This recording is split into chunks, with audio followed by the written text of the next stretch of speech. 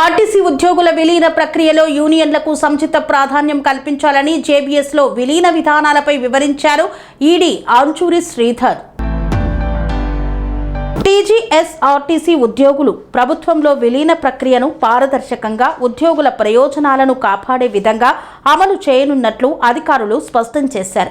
ఈ మేరకు Jubilee bus స్టేషన్లోని greater Hyderabad zone executive director ఛాంబర్లో జరిగిన సమావేశంలో విలీన ప్రక్రియకు సంబంధించిన విధి విధానాలపై విస్తృతంగా చర్చించారు. Greater Hyderabad zone executive director Anchuri Sridhar, Secunderabad regional manager Sucharita విలీన విధానంపై వివరాలను మీడియా సమావేశంలో వెల్లడించారు. విలీన ప్రక్రియలో ఉద్యోగ సంఘాలకు సముచిత ప్రాధాన్యం కల్పించాలని నిర్ణయించినట్లు తెలిపారు. యూనియన్ వెరిఫికేషన్ ద్వారా గుర్తింపు పొందిన సంఘాలను సంబంధిత కమిటీల్లో సభ్యులుగా చేర్చి విలీన ప్రక్రియలో భాగస్వామ్యం చేయనున్నట్లు పేర్కొన్నారు. ఉద్యోగ సంఘాల నుండి వచ్చే సూచనలు, అభిప్రాయాలను పరిగణలోకి తీసుకొని సమగ్ర నిర్ణయాలు తీసుకుంటామని తెలియజేశారు. ఈ మధ్య కాలంలో ఏప్రిల్ లోపల మా స్టాఫ్ స్ట్రైక్లో పాల్గొనడం జరిగింది. కొన్ని 31 డిమాండ్స్ మీదతోని స్ట్రైక్లకు పోవడం జరిగింది. స్ట్రైక్లో పోయినప్పుడు గవర్నమెంట్ వాళ్ళతో ఒక 3 పాయింట్స్ చర్చించుకున్నారు.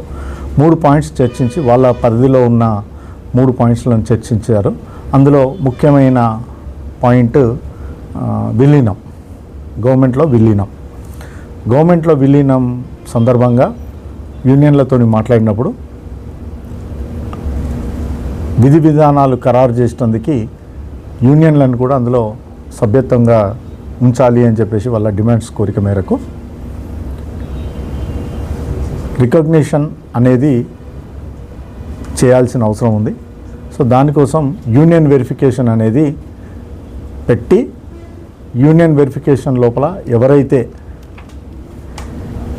గెలుస్తారో, ఎవరైతే రికగ్నిషన్గా వస్తారో ఆ రికగ్నైజ్డ్ యూనియన్ని కమిటీలో చేర్చి వాళ్ళను కూడా పాత్రదారులుగా చేసి విలీన ప్రక్రియని అందరికీ ఆమోదయోగంగా ఉండే ప్రయత్నం గవర్నమెంట్ చేస్తుంది. గవర్నమెంట్ ఈ మా ఆర్టీసీ ఎంప్లాయీస్కి సంబంధించినంత వరకు విలీనం చెయ్యాలనే సంసిద్ధంగానే ఉంది. ఇందులో భాగంగా ముందు వెరిఫికేషన్ చేయాలి అనే ఉద్దేశంతో లేబర్ డిపార్ట్మెంట్కి లెటర్స్ కూడా రాయడం జరిగింది. వెరిఫికేషన్ ప్రాసెస్ అనేది మీరు ఈ మధ్యకాలంలో చూశారు. వెరిఫికేషన్ ప్రాసెస్ అనేది మొదలు చేయడం జరుగుతుంది. వాళ్ళు ఆ వెరిఫికేషన్ని కూడా ట్రాన్స్పరెంట్గా ఉండే చర్యలను ఆర్టీసీ ఆఫీసర్లుగా, ఆర్టీసీ సూపర్వైజర్లుగా మేము నిర్వర్తిస్తాం. వెరిఫికేషన్లో వచ్చిన వాళ్ళని కమిటీలో పాత్రదారులను చేయడం జరుగుతుంది.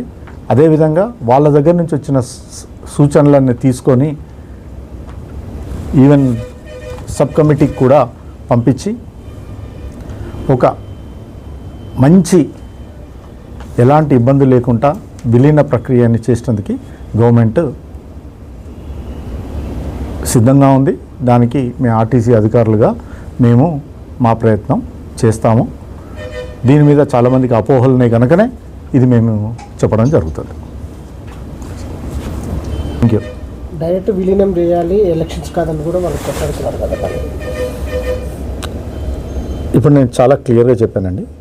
విలీనం చేయాలంటే ఎంప్లాయీస్ని అందులో పాత్రదారులను చేయాలి. యూనియన్లు ఉంటాయి.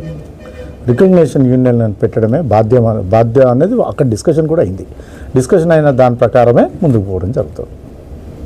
ఎందుకంటే ఎవరిని అందులో చేయాలి అంటే రికగ్నైజ్డ్ యూనియన్నే చేస్తాం. ఆ రికగ్నైజ్డ్ యూనియన్కే ప్రయత్నం.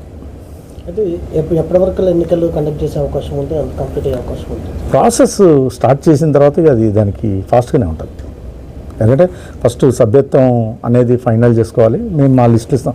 ఈ సభ్యత్వం అంటే మన ఎలక్ట్రల్ రోల్స్ కాకుండా కానీ మా దగ్గర ఉంటుంది కదా, స్టాఫ్ పొజిషన్ అనేది ఉంటుంది. ఆ స్టాఫ్ పొజిషన్ని వాళ్ళకి పంపిస్తాం. వాళ్ళు ఒకసారి వచ్చి క్రాస్ చెక్ చేసుకుంటారు. చెక్ చేసుకున్న తర్వాత డేట్స్ డిక్లేర్ అయిపోతాయి. అంతే, దాని ప్రకారం పోతుంది.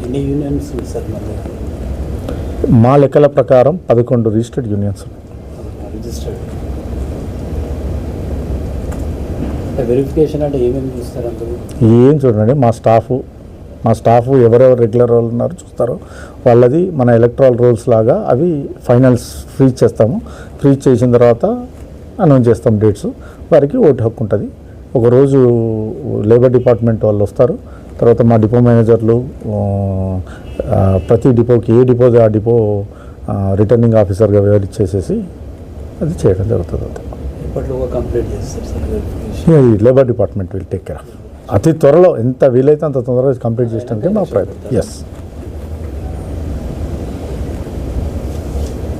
మనం మాట్లాడుతున్న వెరిఫికేషన్ ఉంటుంది. వెరిఫికేషన్ తర్వాత రికగ్నైజ్డ్ యూనియన్ అనేది డిక్లేర్ చేయడం జరుగుతుంది. లేబర్ డిపార్ట్మెంట్ ఎలక్షన్స్ కంపల్సరీ అంటే ఎంత రికగ్నైజ్డ్ కూడా మీరే లేబర్ డిపార్ట్మెంటే. నాకు we are no where concern. Only just ఏంటంటే మేము వాళ్ళకి సపోర్ట్ చేస్తాం. యూనియన్స్ ఉన్నాయని చెప్పి మీరు యూనియన్స్ కాదు అక్కడ.